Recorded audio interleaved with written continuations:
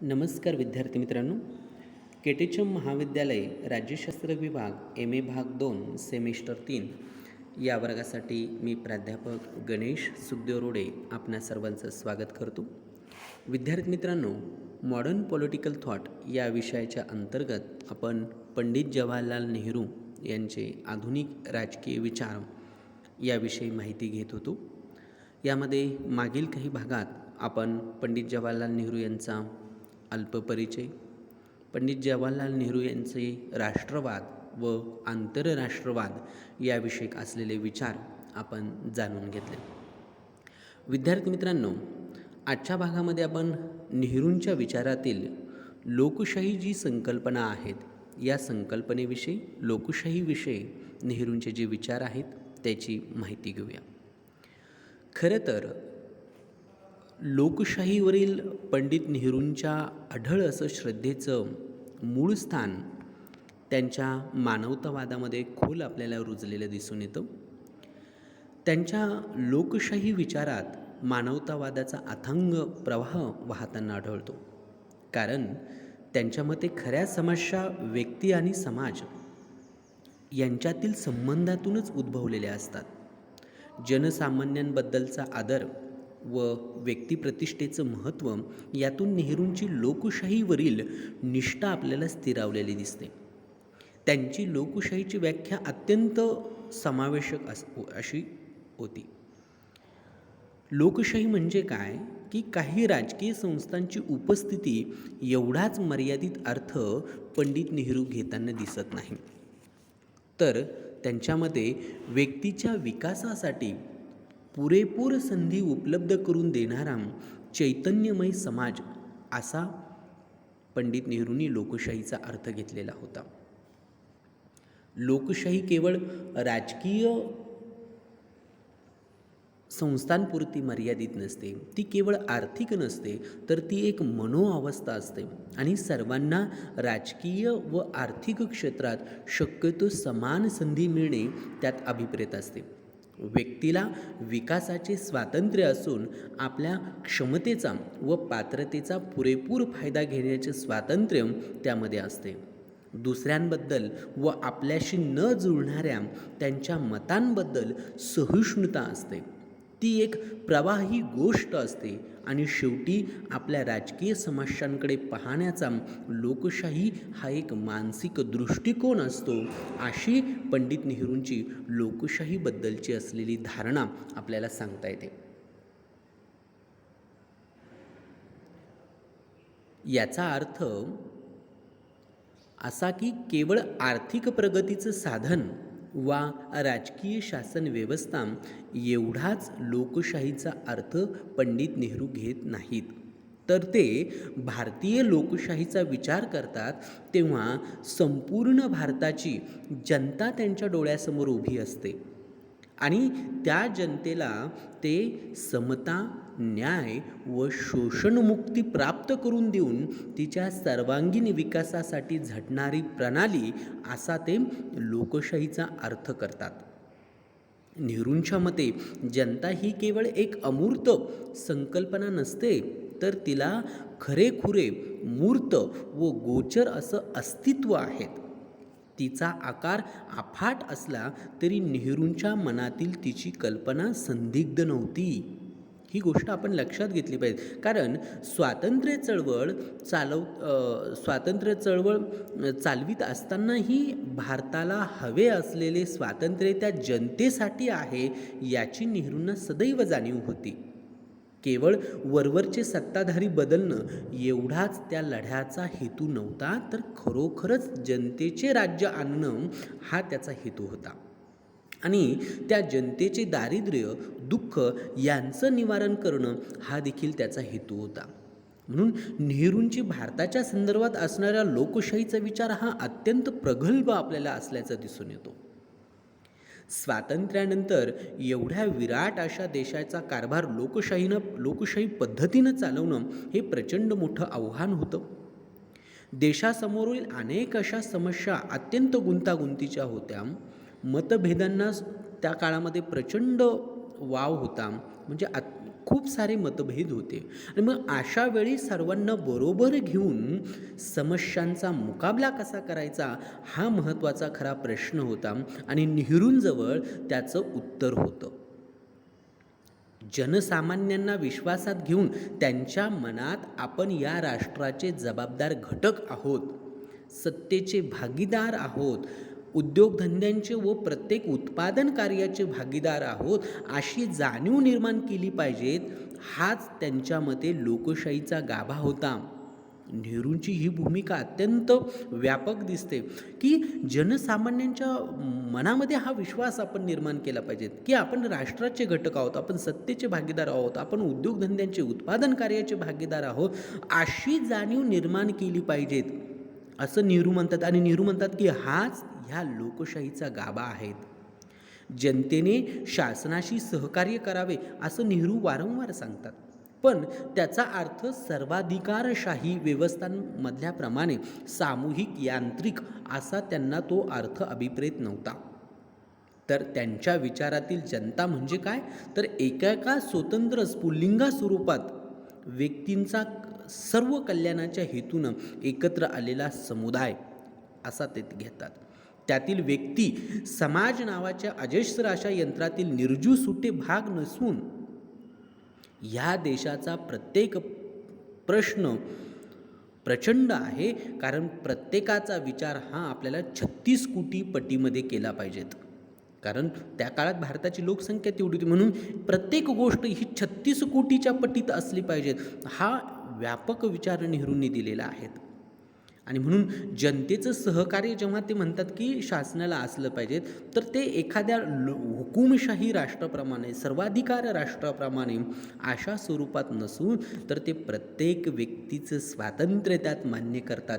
ही गोष्ट आपण इथे लक्षात ठेवली पाहिजेत. एवढंच काय, गांधीजींचा आदर्श लोकशाहीपेक्षा पाश्चात्य लोकशाही आदर्शांच्या अधिक जवळ पंडित नेहरूंची ही लोकशाहीची संकल्पना आपल्याला जाताना दिसून येते.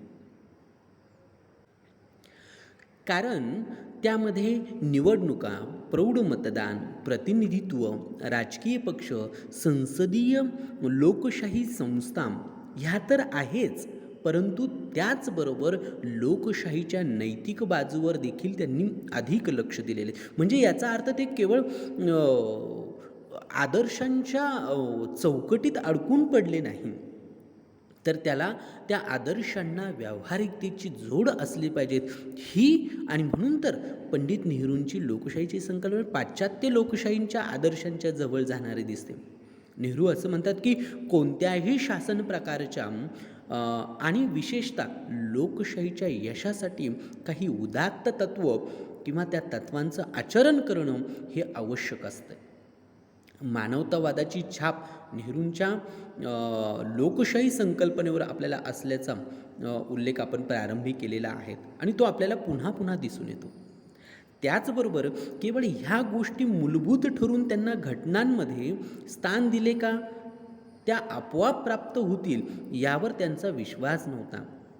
तर नेहरू असं म्हणतात की एखादी उपाशीपोटी माणसाचे राजकीय हक्क जर तुम्ही त्याचा विचार केला तर ते अर्थशून्य असतात. हे नेहरूंना माहिती होतं आणि म्हणून ते असं म्हणतात की लोकशाही प्रतिष्ठापनेच्या अर्थाशी मालमत्तेचे आणि अर्थोत्पादन साधनांचं देखील न्याय्य विभाजन झालं पाहिजे. सुखाची सर्वांना समान स्वरूपाची भागीदारी मिळावी, ही जी समाजवादाची संकल्पना आहे ही आपल्याला पंडित नेहरूंच्या विचारांमध्ये दिसून येते. कारण राजकीय हक्क दिले तर तेवढ्याने ते प्रश्न सुटत नसतात. म्हणून त्या आर्थिक हक्कांची आणि आर्थिक संधीची सुद्धा समानता, स्वातंत्र्य त्यात असावं. हा जो समाजवादी विचार होता हा नेहरूंच्या विचारांमधून आपल्याला दिसून येतो. लोकशाही आणि भांडवलदारी ह्या दोन आंतरविरुद्ध संकल्पना आहेत असं नेहरू म्हणतात. कारण लोकशाहीचा भर अनेकांच्या सत्तेवर असतो. पंडित नेहरू असं म्हणतात की लोकशाही म्हटलं की तिथे अनेकांची सत्ता असा त्याचा अर्थ होतो आणि भांडवलदारीमध्ये खरी सत्ता तर ही मुठभरांच्या हाती असते. हे नेहरूंना माहिती होतं आणि म्हणूनच 19व्या शतकात त्या दोन्हीही गोष्टी बरोबरीने वाढल्या व कसंबसं त्यांनी एकत्र मार्गक्रमण काही दिवस केलं असेल. पण कायदेमंडळाच्या अंतर्गत लोकशाहीचं स्वरूप स्वाभाविकपणेच मर्यादित राहून मक्तेदारीला आणि भांडवलदारांच्या भांडवलशाहीच्या केंद्रीकरणाला तिने अडथळा केलेला दिसत नाही. म्हणूनच त्यांचं सहअस्तित्व शक्य झालं. परंतु लोकशाहीच्या भावनेची वाढ झाल्यावर त्यांची फारकत होणं हे पंडित नेहरूंना अपरिहार्य वाटतं. तो फारकतीचा काळ जवळ आल्याचं देखील त्यांना दिसत होतं आणि म्हणून लोकशाहीला इतके दिवस अपयश पत्करावं लागलं. याचं कारण तिने आवश्यक तेवढी मजल मारली नाही, म्हणजे ती पुरेशी किंवा आवश्यक तेवढी लोकसत्ताक झाली नाही असं नेहरू म्हणतात. ही जी लोकशाही आहेत, या लोकशाहीला आता हे जे अपयश दिसत आहे याचं कारणच याच्यात आहे की ती ज्या स्वरूपात लोकसत्ताक व्हायला हवी होती ती त्या स्वरूपात झालेली दिसत नाही. कारण का? तर कारण आर्थिक लोकसत्ता निर्माण करण्याचं काम ह्या लोकशाहीमध्ये बजावलेलेच दिसत नाही. तिची कार्यपद्धती देखील भारी अवजड होती, संथ होती आणि त्वरित संक्रमणाच्या काळास अनुरूप अशी बनून राहिलेली दिसते. काळाच्या ओघाबरोबरच नेहरूंच्या आर्थिक लोकशाहीवरील विचार यामध्ये त्यांनी आग्रह धरलेला दिसतो. तो विचार वाढत गेलेला आपल्याला दिसून येतो. पंडित नेहरूंच्या मते लोकशाहीतून आर्थिक विषमता कमी होत गेली तरच ती खरी लोकशाही होऊ शकेल अशी नेहरूंची ठाम अशी धारणा झालेली होती. कारण आर्थिक विषमता कमी झाली पाहिजे तरच ती खरी लोकशाही होईल. संसदीय लोकशाहीला अपरिहार्यपणे आर्थिक लोकशाहीच्या दिशेने वाटचाल केलीच पाहिजेत असं नेहरू म्हणतात आणि ती निरनिराळ्या मार्गांनी हे करू शकेल. पण शेवटी तिचं राजकीय यशापश ही ती आर्थिक समस्या कितपत सोडवू शकते याच एका मापदंडाने मोजलं जाऊ शकेल. कारण तिने आर्थिक प्रश्न न सोडविले तर राजकीय संरचनेला तडे जाऊन ती हतबल होईल आणि म्हणून ती हतबल होण्याला अजिबात वेळ लागणार नाही. अशा आशयाचं विचार त्यांनी आपल्या एका व्याख्यानामध्ये नेहरूंनी मांडलेला होता. पंडित नेहरू हे परिपूर्ण लोकशाहीची संकल्पना मांडतात आणि नेहरू ज्याला परिपूर्ण लोकशाही असं संबोधतात त्यामध्ये राजकीय स्वातंत्र्य, समता, शांततापूर्ण मार्गांनी प्रगती ह्या तत्वांचा विनाव्यत्यय विकास झाला पाहिजेत हे नेहरूंना त्यामध्ये अभिप्रेत होतं. त्याला नेहरू परिपूर्ण लोकशाही असं म्हणतात. केवळ सर्वांना सारख्याच मतदानाचा हक्क दिल्यानं समाजात समता प्रस्थापित होऊ शकेल असं त्यांना वाटत नाही. तर समान मताधिकाराने भिकारी किंवा एखादा लखपती हे समान होत नाही. प्रभाव टाकण्याची जी असंख्य साधने एखाद्या लखपतीला, लक्षाधीशाला ज्या पद्धतीनं सुलभ असतात ती एखाद्या भिकाऱ्याला कधीच असू शकत नाही, ती त्याला लाभू शकत नाही. आणि त्यामुळे केवळ पाश्चात्य लोकशाही संस्थांचं अनुकरण करून भारतात लोकशाही आणता येणार नाही याची नेहरूंना पुरेपूर कल्पना होती, नेहरूंना याची जाणीव होती. मात्र पंडित नेहरू भारतासाठी लोकशाहीला पर्याय नाही याबद्दल त्यांच्या मनात संदेह नव्हता. त्यांच्या मते भारताला लोकशाही लागणार आहे, भले पाश्चात्यांचं, पण मात्र ह्या स्वरूपात अंधानुकरण करायचं नाही. आपल्याला नुसत्या लोकशाही संस्था घ्यायच्या, लोकशाहीची तर गरज आहेच, पण लोकशाही संस्था घेऊन केवळ राजकीय स्वरूपाचे समान अधिकार दिले तर भारतात संपूर्ण लोकांना स्वातंत्र्य, समता मिळणार नाही हा विचार तो होता. पण पुढे जाऊन ते असंही म्हणतात की मात्र मग काय भारताला लोकशाही नको का? तर नाही, भारताला लोकशाही शिवाय दुसरा कोणताही पर्याय उपलब्ध नाही आणि याच्याबद्दल त्यांच्या मनात कोणताही प्रकारचा संदेह, शंका नव्हती. कारण लोकशाहीच्या विरोधकांशी त्यांचं कधीच पंडित नेहरूंचं सूत जमलेलं आपल्याला दिसत नाही. म्हणजे अगदी फॅसिस्टवाद, नाझीवाद यांचे तर ते कट्टर विरोधक होते. किंबहुना या प्रणालींचे परिणाम पाहूनच त्यांचा लोकशाही विचारांना अधिक बळकटी मिळालेली दिसून येते आपल्याला. कारण मुसोलिनीने आणि नाझी शासनानं पंडित नेहरूंना भेटण्यासाठीचं निमंत्रण दिलं होतं. मात्र पंडित नेहरूंनी ठामपणे स्पष्ट पद्धतीनं ते नाकारलं. कारण ह्या विचारप्रणालींनी त्यांच्या उपासकांना तात्कालीन प्रतिष्ठा प्राप्त करून दिली असली तरी चैतन्याला आणि विचारांच्या व वर्तनाच्या मूल्यांना व प्रमाणांना त्या मारक ठरतात ह्या विचारप्रणाली. आणि म्हणून ज्या राष्ट्रांना त्या उच्च पदावर बसू पाहतात आज त्याच राष्ट्रांच्या विनाशाला शेवटी ह्या विचारप्रणाली कारणीभूत ठरलेल्या आहेत. यासंबंधी पंडित नेहरूंनी स्पष्ट स्वरूपाचं मत मांडलेलं आहे आणि म्हणून ते त्यांना नाकारू शकतात.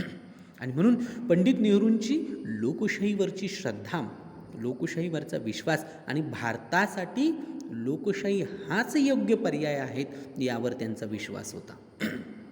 म्हणजे केवळ पंडित नेहरू नाझीवाद किंवा फॅसिस्टवाद यांनाच ते विरोध करतात असं नाही, तर कोणत्याही स्वरूपातील जे लोकशाही विरोधी राजवटी आहेत त्या अशा सर्व लोकशाही विरोधी राजवटींना पंडित नेहरूंचा विरोध होता.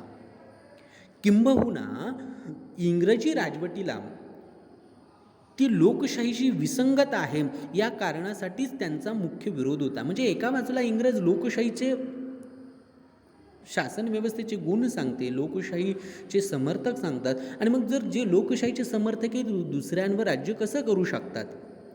म्हणून लोकशाहीची जी विसंगतता इंग्रजांच्या राजवटीत दिसते त्यामुळेच पंडित नेहरू त्या राजवटीला विरोध करतात. किंवा अगदी भारतातील संस्थानिकांबद्दलचा त्यांचा रोषही ह्याच कारणाने होता. कारण संस्थानिक हे मुळात इथल्या लोकशाही व्यवस्थेच्या मूल्यांना ते अडथळ ठरत होते आणि म्हणून ते त्यांना विरोध करतात. त्यांचा काही वैयक्तिक वैर त्यांच्याशी नव्हतं. साम्यवाद आणि दुसऱ्या बाजूला याचा अर्थ पंडित नेहरूंनी मग लोकशाही तत्वांचा आपल्याला पुढे स्वतंत्र विचार करायचा आहे की पंडित नेहरूंचा लोकशाही समाजवाद काय होता. पण इथे आपण त्यांची लोकशाहीची संकल्पना अधिक चांगल्या पद्धतीने समजून घेऊया. आणि साम्यवाद ह्या अर्थाने म्हणतो आपण की मग त्यांना लोकशाही शासन व्यवस्था अभिप्रेत होती. सर्वाधिकार स्वरूपाच्या फॅसिस्ट प्रवृत्त्याच्या राजवटींना त्यांचा विरोध होता. पर्यायानं लोकशाहीच्या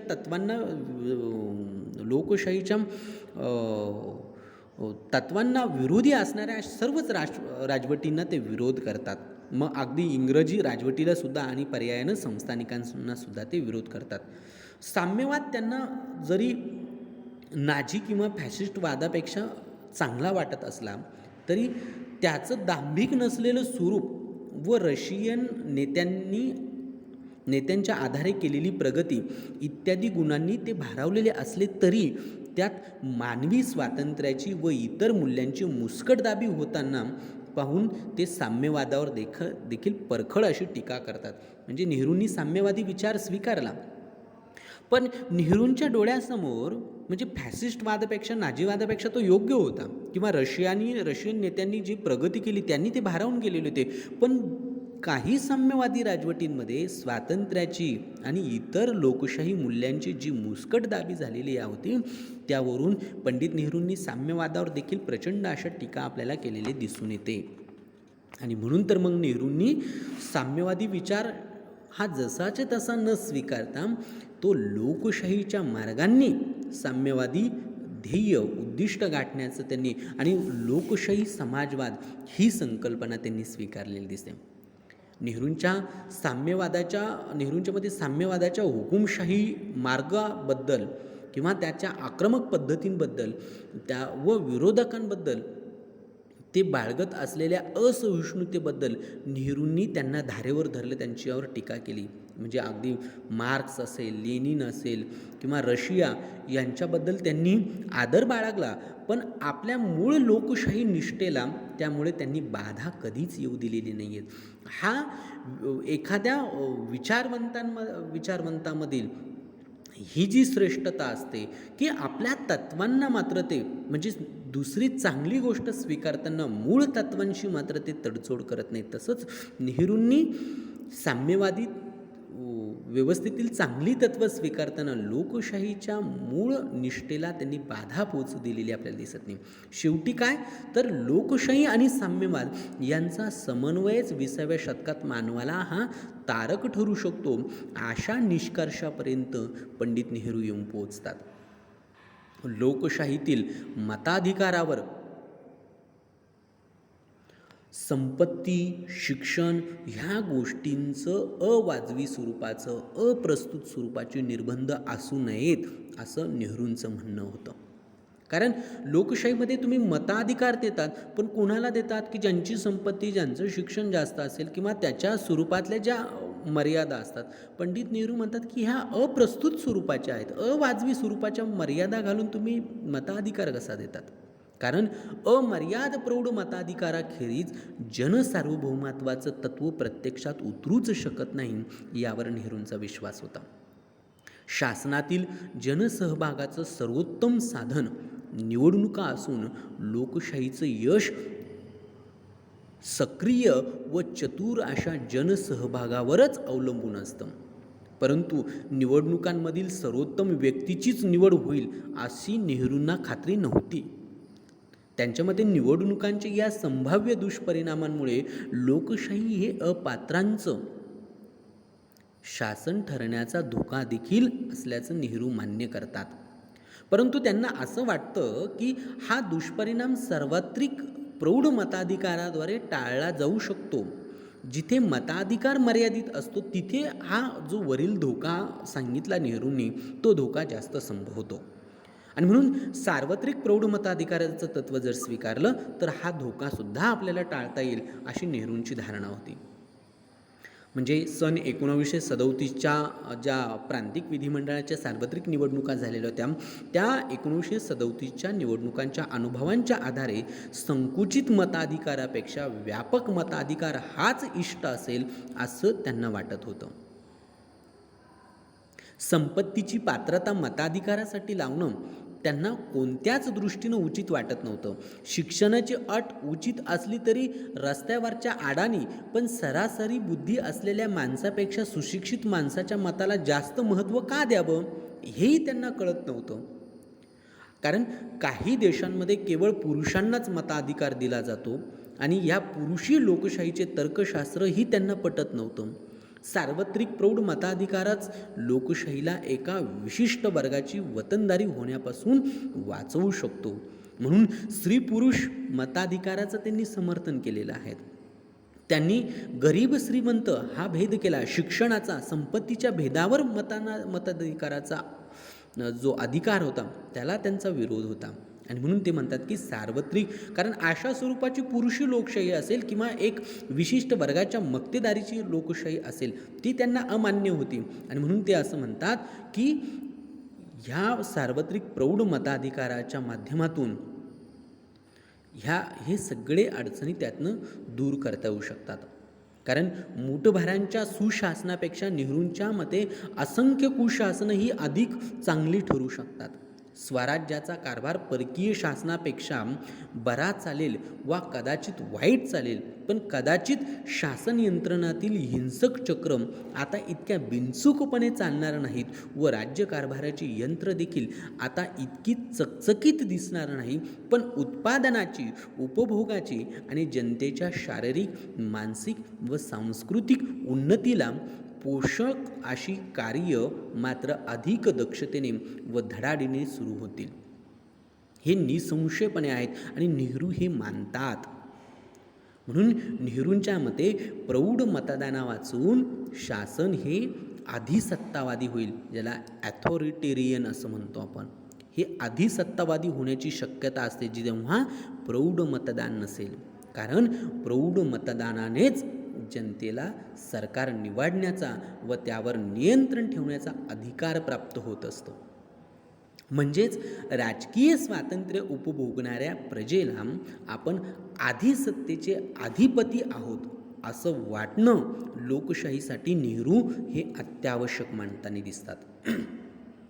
नेहरूंच्या मते मतांच्या आधारे निवडून आलेल्या शासनाला आपण चालवीत आहोत ती आधी सत्ता जनतेची आहे याचं कधीच विस्मरण घडता कामा नये. कारण शासन व जनता यांच्यातील सुसंवादावरच लोकशाहीचं भवितव्य अवलंबून असतं.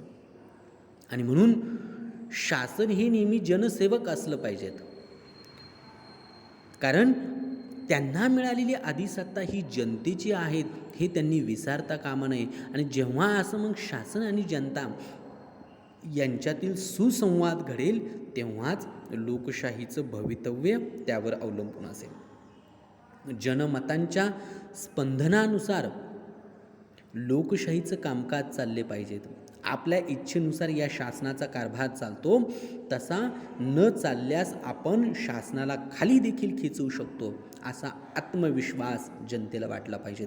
किंबहुना आपण स्वतःच कारभार करीत आहोत असं जनतेला वाटायला हवं आहे.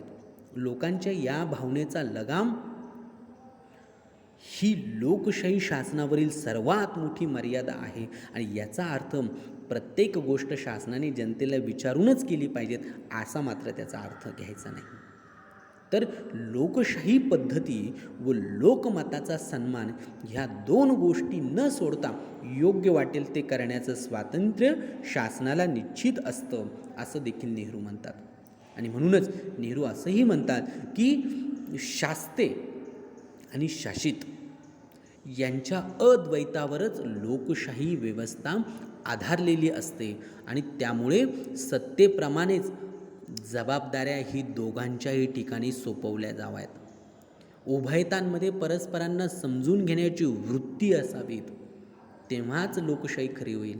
म्हणजे राज्यकर्ते आणि जनता ह्या दोघांच्या संबंधांवर, दोघांच्या अद्वैतावर लोकशाहीचं यश अपयश अवलंबून असतं. आणि मग जशी सत्ता ही असते त्याचप्रमाणे जबाबदाऱ्या देखील शासनाच्या आणि जनतेच्या दोघांच्याही असल्या पाहिजेत.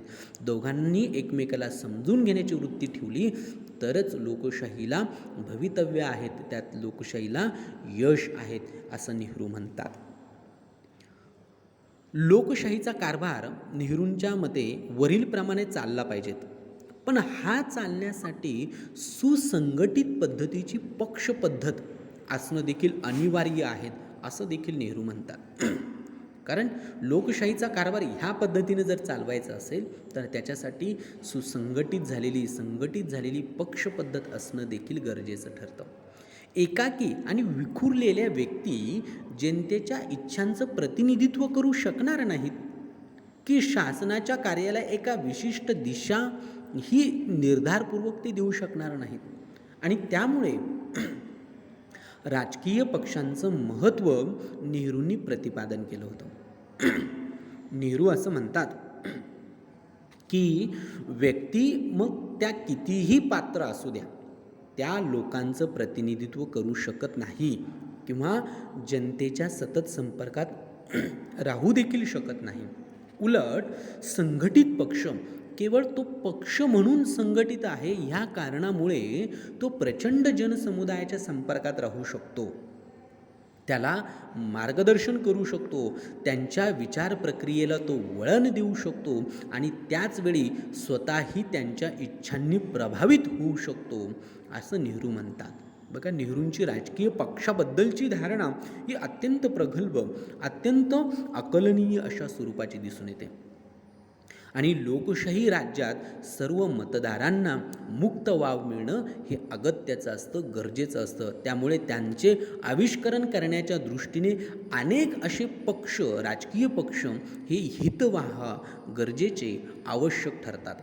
प्रत्येक प्रश्नाकडे पाहण्याचे विविध दृष्टिकोन मांडले जाऊन त्यावर भरपूर असा प्रकाश पडू शकतो. सर्वांनी एकाच ठोकळेबाज पद्धतीने विचार करण्याच्या प्रक्रियेपेक्षा ह्या प्रक्रियेवर नेहरू म्हणतात की मला विश्वास आहे. कारण एका प्रक्रियेने जर विचार केला तर नेहरू म्हणतात की त्यावर माझा विश्वास नाही, पण वेगवेगळ्या पद्धतीने दृष्टिकोनातून विचार झाला पाहिजे. मला विचारांचा मुक्त ओघ आवडतो, नेहरू असं म्हणतात. बघा की मला विचारांचा मुक्त असा ओघ आवडतो, विचारांच्या विनिमयाद्वारे सत्याचा शोध घेणं आवडतं. राजकीय पक्ष मतांच्या आविष्करणाबरोबरच किंवा त्याद्वारेच लोकशिक्षणाचं प्रबोधनाचं देखील महत्त्वाचं कार्य पार पाडतात, असं नेहरू राजकीय पक्षाबद्दल भूमिका घेतात. आणि म्हणूनच ते असं म्हणतात की लोकशाहीच्या यशासाठी, लोकशाहीच्या भवितव्यासाठी ते म्हणतात की सुसंघटित असे राजकीय पक्षांची आवश्यकता आपल्याला दिसून येते. पंडित नेहरू पक्षाविरहित किंवा ज्याला आपण पक्षातीत म्हणतो, ह्या लोकशाहीचे पुरस्कर्ते कधीच नव्हते. म्हणजे पक्षविरहित लोकशाही आपल्याकडे अनेक लोकांनी मांडलेल्या आहेत. पक्षविरहित लोकशाहीचं वर्णन त्यांनी त्यामध्ये केलेलं आहे, पण नेहरू त्याचे समर्थक पुरस्कर्ते कधीच झाले नाही.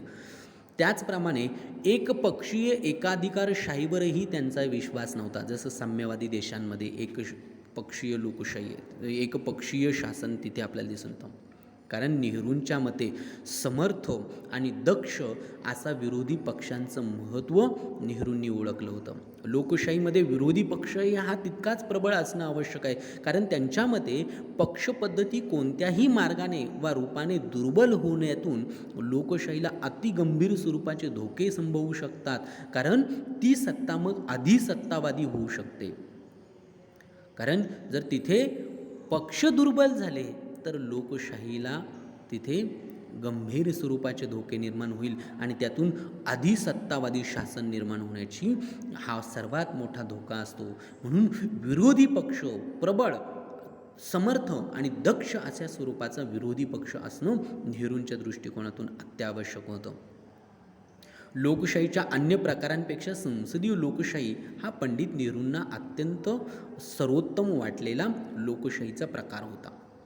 कारण नेहरूंच्या मते त्या पद्धतीचे दूरगामी स्वरूपाचे परिणाम सर्वोत्तम असतील.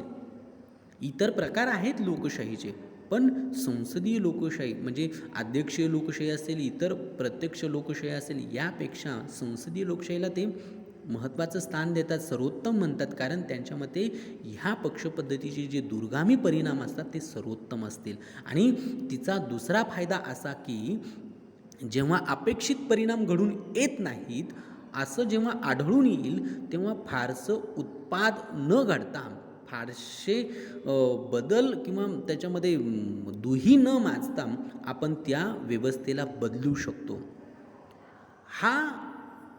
ही जी संधी आहे, ही संधी संसदीय लोकशाहीतच दिसते. राष्ट्राचा अभ्युदय आणि लक्षावधी लोकांचे सौख्य हे आमचं अपेक्षित जर असं परिणाम आहेत, तर त्याचेच मापदंडाने लोकशाहीचं मूल्यमापन होऊ शकेल असा विश्वास नेहरूंना वाटत होता. आणि म्हणून संसदीय लोकशाही राबवणं ही तशी सुलभ गोष्ट नाही, परंतु अनेक गुणांची, कर्तृत्व शक्तीची, निष्ठेची, शिस्तीची, आत्मसंयमानाची त्यासाठी नितांत आवश्यकता असते, याची देखील नेहरूंना जाणीव होती. अनेक तथाकथित संसदीय लोकशाही असलेल्या राष्ट्रात तशी लोकशाही मुळीच आढळत नाही असं देखील नेहरू सांगतात. असं असूनही मात्र भारतासाठी अशाच लोकशाहीचा आग्रह त्यांनी धरला. याचे कारण आपल्याला या वरील स्पष्टीकरणात दिसून येतात. कारण लोकांमध्ये लोकशाही चैतन्य आलं की वरील गोष्टी आपोआप येतात असा त्यांचा दृढ असा विश्वास होता. आणि ते चैतन्य प्रयत्नपूर्वक निर्माण करता येईल, त्याची निर्मिती करता येईल आणि ते टिकवता देखील येईल असा देखील विश्वास नेहरूंना वाटत होता. संसदीय लोकशाहीवरील पंडित नेहरूंचा विश्वासाचं दुसरं एक कारण जर आपण बघितलं तर त्यांच्या मते ह्या संसदीय लोकशाहीच्या पद्धतीत सातत्य आणि परिवर्तन, ज्याला कंटिन्युटी अँड चेंज असं म्हणतो आपण, ह्या दोन्हीही तत्वांचा अंतर्भाव ह्या संसदीय लोकशाहीत असतो. म्हणून त्यांचा विश्वास होता. कारण मानवी इतिहासाचं मूळ सूत्र काय आहेत? मूळ सूत्र प्रगती आहेत आणि ती संसदीय व्यवस्थेत उत्तम प्रकारे साध्य होऊ शकते. संसदेचे सार्वभौमत्व व घटनेची परिवर्तनीयता या दोन्ही तत्वांवर प्रगतीच्याच दृष्टीनं नेहरूंनी भर दिलेला आढळतो. म्हणून भारतासारख्या दीर्घकाळ अगदी ज्याची गती कुंठित झालेल्या आहे समाजासाठी, तर प्रगतीची आणि परिवर्तनाची गरज नितांत आहे. खूप मोठी ही गरज आहे. कारण शेकडो वर्षापासून आमची प्रगती थांबलेली आहे आणि ती प्रगती, ते परिवर्तन हे या संसदीय लोकशाहीतच होईल, म्हणून नेहरूंचा संसदीय लोकशाहीवर विश्वास होता. परंतु केवळ परिवर्तनच घडून चालणार नाही, नेहरू असंही म्हणतात, तर ते घडत असताना सातत्याचाही भंग होता कामा नये, याची दक्षता घेणं देखील त्यांना आवश्यक वाटतं. ज्या देशात या दोघांचा समतोल साधला जातो त्याची बळकट पायावर वाढ होत राहते, असं नेहरू म्हणतात. परिवर्तनाखेरीज सातत्याचे कुंठितपणा आणि त्याच्या ऱ्हासात त्याचं पर्यवसन होतं आणि सातत्याखेरीज परिवर्तन म्हणजे आपण आपली मुळेच हरवून बसण्यासारखं आहेत, असं नेहरू सांगतात. परिवर्तनातून प्रश्न अपरिहार्यपणे उद्भवतात, पण लोकशाहीला ते सोडवावे लागतात. ते सोडवण्यातूनच टिकण्याचे सामर्थ्य त्यांना लाभत असतं. प्रश्न सोडवण्याचे लोकशाहीचे मार्गही इतर चौकटीत बसू शकत नाही. लोकशाही व शांततापूर्ण मार्ग हे परस्परांपासून अविभाज्य आहेत, असं नेहरू ठामपणे मानत होते. नेहरूंचा तो विश्वास होता की लोकशाही आणि शांततापूर्ण मार्ग हे परस्परांपासून वेगळे, ते अविभाज्य असू शकत नाही. जिथे लोकशाही आहेत तिथे शांततापूर्ण घटनात्मक मार्गच असतील. प्रश्न अनेक, परिवर्तन म्हटलं की तुम्हाला बदल अपेक्षित असेल तर बदलाबरोबर प्रश्न पण येतात, पण ते प्रश्न लोकशाहीमध्ये सोडले जाऊ शकतात. इव्हन ते सोडवणं लोकशाहीचं जबाबदारी आहे, पण मात्र ते सोडवताना शांततापूर्ण मार्ग हे आहेत. म्हणून नेहरू म्हणतात की लोकशाही आणि शांततापूर्ण मार्ग हे वेगळे नाही आहेत. जिथे लोकशाही आहे तिथे शांततापूर्ण मार्ग असलेच पाहिजेत. लोकशाही म्हणजे सहिष्णुता, आणि सहिष्णुता केवळ ही आपल्याशी सहमत आहे त्यांच्याबद्दलच नाही, तर जे सहमत नाही त्यांच्याबद्दल देखील सहिष्णुता बाळगणं, असं नेहरूंना त्यात अभिप्रेत होतं.